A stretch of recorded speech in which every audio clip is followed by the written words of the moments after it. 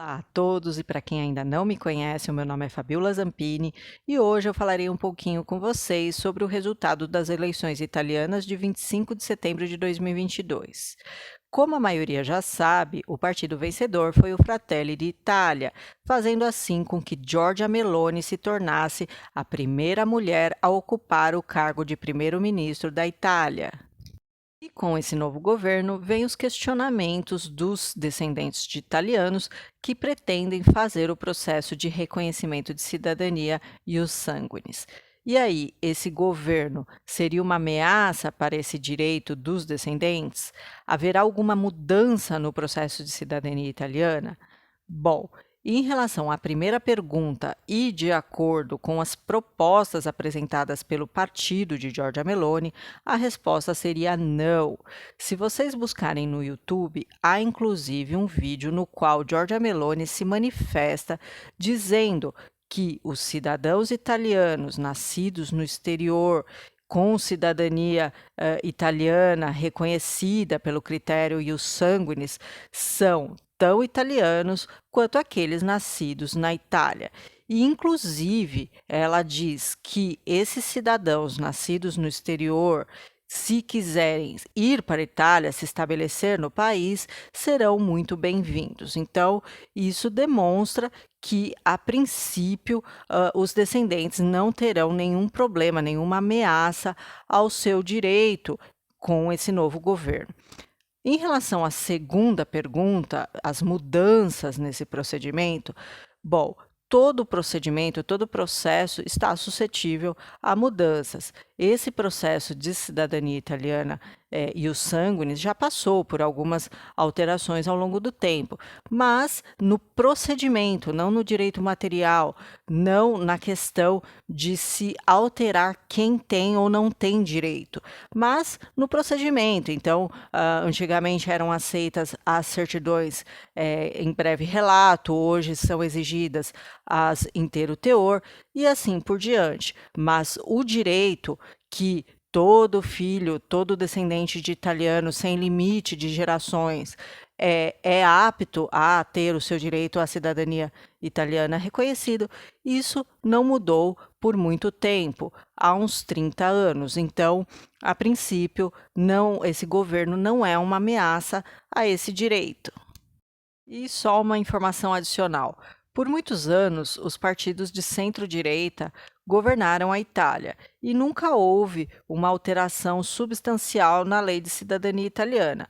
Por mais que houve propostas de alteração e etc., discussões a respeito, mas nunca houve efetivamente uma mudança. Então, se a gente olhar por esse ângulo, o partido Fratelli d'Italia, no que tange cidadania italiana, eu estou me restringindo a falar de cidadania italiana, não será uma ameaça.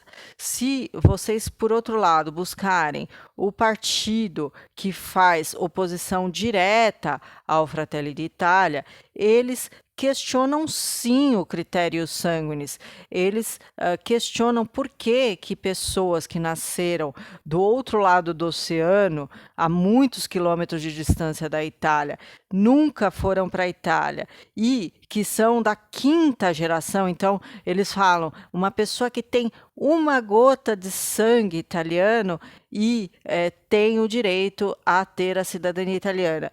E, por outro lado, pessoas que nascem na Itália, mas de pais estrangeiros, a princípio não têm esse direito. Então, estavam discutindo, inclusive, a questão de apatridia. Então, essas crianças, a princípio, nasciam sem uma nacionalidade.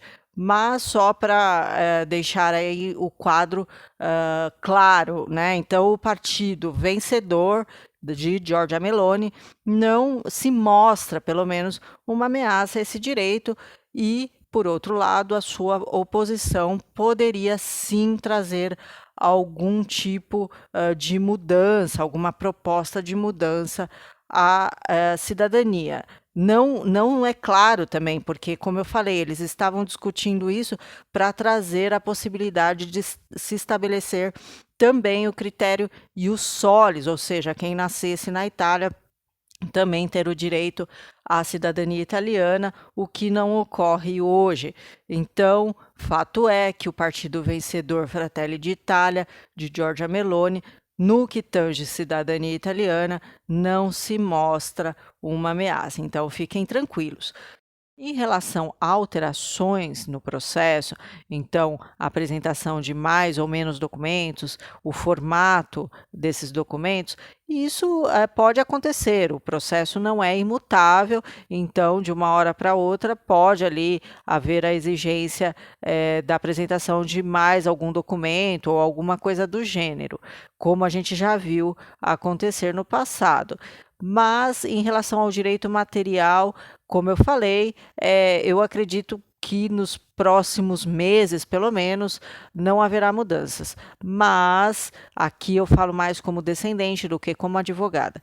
Se esse direito é importante para você, se você se beneficiará com o reconhecimento da cidadania, não deixe para depois. Não importa se você vai fazer o seu processo sozinho, com uma assessoria, se você vai fazer administrativo, judicial, não importa. Mas não deixe passar tanto tempo. Por que que eu digo isso? Porque a tendência das coisas é sempre piorar, não é ser pessimista, mas é assim, a vida é assim. Se você tem um direito hoje, aproveite, porque amanhã pode ser que você não tenha, ou pode ser que fique mais difícil, e essa é a tendência das coisas, especialmente em relação a reconhecimento de direitos.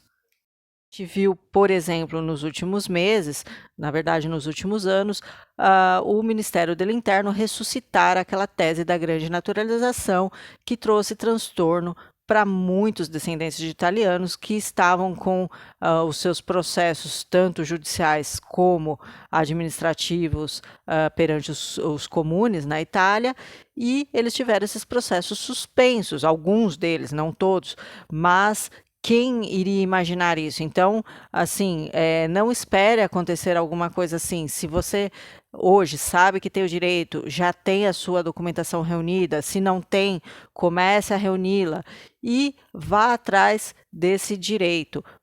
Afinal, a chance dos processos serem dificultados, especialmente em relação a reconhecimento de direitos, é muito grande. Então, não deixe para depois. Se esse processo é importante para você, não deixe passar muito tempo, já vai correndo atrás da documentação, verificando, decidindo como que você vai fazer esse processo e corra atrás, ok? Então, espero que vocês tenham gostado aqui do vídeo. Um abraço e até o próximo. Tchau!